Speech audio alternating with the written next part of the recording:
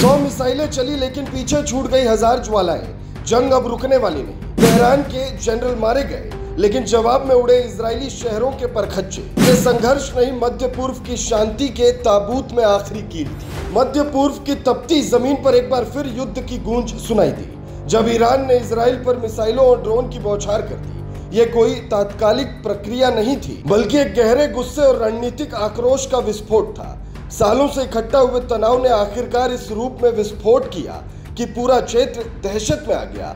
लेकिन इस बार की लड़ाई अलग थी। यह केवल शांति प्रदर्शन नहीं बल्कि एक निर्णायक संदेश था। ईरान अब चुप नहीं बैठेगा। ईरान की योजना थी कि इजराइल पर एक साथ 1000 मिसाइलें बरसाकर उसके डिफेंस सिस्टम को ध्वस्त कर दिया जाए। लेकिन इजराइल ने चालाकी से पहले ही ईरानी लॉन्च साइट्स पर हमला कर उसे अधमरा कर दिया।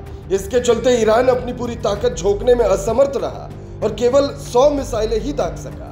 इसके बावजूद यह हमला काफी प्रभावशाली था। तेल अवीव और उसके आसपास कई ठिकाने हिले जिसमें 3 लोगों की मौत और 150 से अधिक घायल हो गए। इजराइल का जवाब कहीं ज्यादा तेज और घातक था। उसने ईरान के 15 से अधिक शहरों को निशाना बनाते हुए वहां की सैन्य कमान, रडार सिस्टम और परमाणु ठिकानों को नुकसान पहुंचाया। नतांज और फोर्डो जैसे संवेदनशील परमाणु स्थल क्षतिग्रस्त हुए। इससे ईरान की जनता में जबरदस्त गुस्सा भड़क उठा जिसने सरकार पर दबाव बनाया और इजराइल से माकूल जवाब दे। ईरान के सैन्य नेता इस गलतफहमी में थे कि अमेरिका के साथ परमाणु वार्ता के चलते इजराइल हमला नहीं करेगा। लेकिन इजराइल ने इस भ्रम को तोड़ते हुए तेज और सटीक प्रहार किया।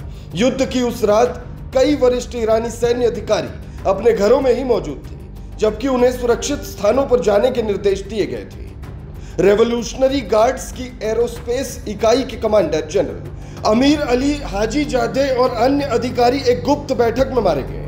यह घटना न केवल ईरानी नेतृत्व की चूक को उजागर करती है बल्कि यह भी दिखाती है कि आधुनिक युद्ध केवल हथियारों की नहीं बल्कि सूचनाओं और रणनीतियों की लड़ाई है। इजराइल ने इस युद्ध से पहले हमला कर वो बढ़त हासिल की जो ईरान के रणनीतिक संतुलन को बिगाड़ गई। ईरान ने फिर भी हार नहीं मानी। उसने अपने एयर डिफेंस को फिर से खड़ा करना शुरू किया, हवाई क्षेत्र बंद कर दिया और हवाई अड्डों को सील कर दिया, जनता को तैयार किया और सैनिक को पूरी तरह से युद्ध मोड में लाया गया।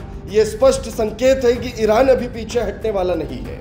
इस पूरे घटनाक्रम ने यह सिद्ध कर दिया है कि मध्य पूर्व की शांति एक भ्रम मात्र है। ये आग अगर समय रहते नहीं बुझी तो एक क्षेत्रीय टकराव वैश्विक युद्ध का रूप ले सकता है। अब दुनिया की निगाहें वॉशिंगटन, तेहरान और यरूशलेम पर टिकी है कि अगला कदम कौन उठाएगा, बातचीत की मेज या फिर बारूद का रास्ता।